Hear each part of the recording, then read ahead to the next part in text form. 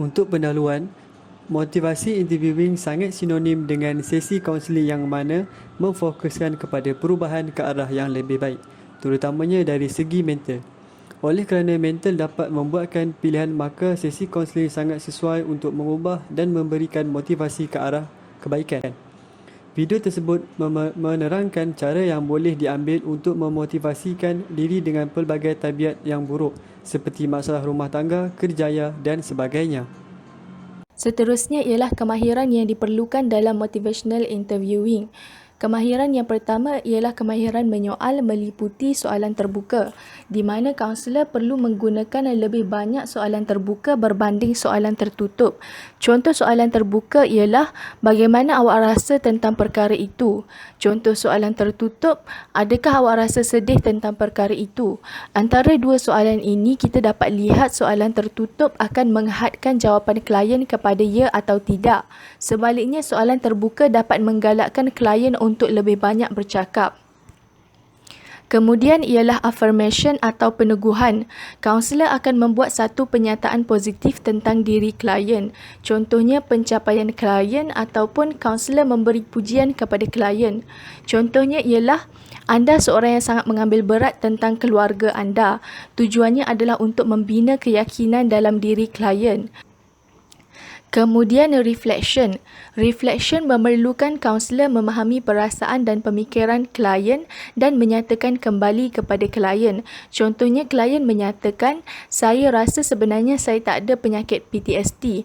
Kemudian kaunselor akan membuat pernyataan, anda tidak yakin dengan keputusan diagnosis PTSD. Reflection ini mestilah dibuat dalam bentuk pernyataan dan bukan soalan. Ia bertujuan untuk melahirkan sifat empati dalam diri kaunselor dan membantu kaunselor melihat dunia dari perspektif klien. Akhir sekali ialah summarize. Kaunselor akan meringkaskan pernyataan klien yang lebih daripada satu. Contohnya klien menyatakan, saya tak mahu berpindah, saya suka tinggal di rumah sekarang. Saya rasa selamat jika berpindah. Saya akan berada lebih dekat dengan cucu saya jika berpindah. Kaunselor akan meringkaskan pernyataan klien. Contohnya, menurut apa yang saya faham, anda sedang mempertimbangkan untuk berpindah ataupun tidak. Anda sebenarnya lebih suka tinggal di rumah sekarang, tapi anda juga rasa lebih selamat jika berpindah dan akan berada berdekatan dengan cucu anda. Tujuannya adalah untuk memberi peluang kepada klien untuk menjadi lebih strategik dalam membuat perubahan. Seterusnya, proses motivational interviewing. Terdapat 4 perkara iaitu engage, focusing, evoking dan planning. Yang pertama, engage melibatkan diri iaitu proses mewujudkan hubungan yang saling mempercayai dan saling menghormati.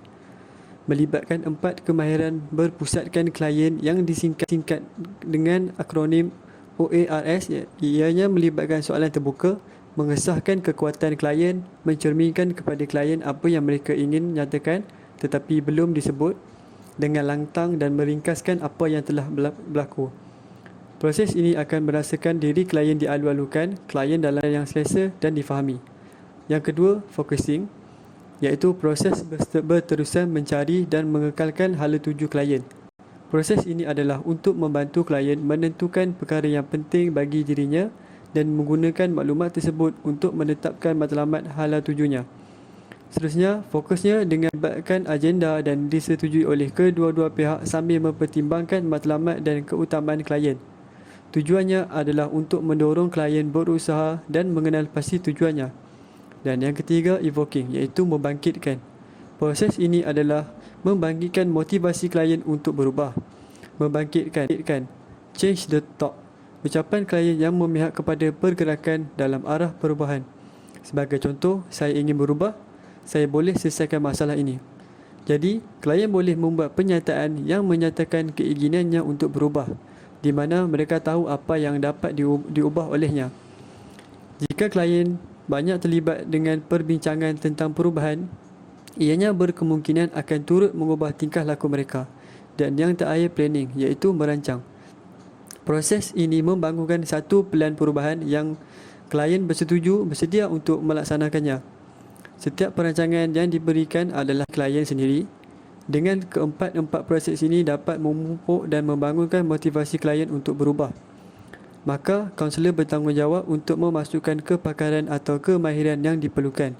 Dan akhir sekali, dengan bantuan daripada kaunselor, klien dapat menyatakan dengan jelas bahawa mereka ingin berubah atau harus berubah yang sebelum ini mereka buntu atau tidak bersedia untuk melakukan sebarang perubahan terhadap dirinya.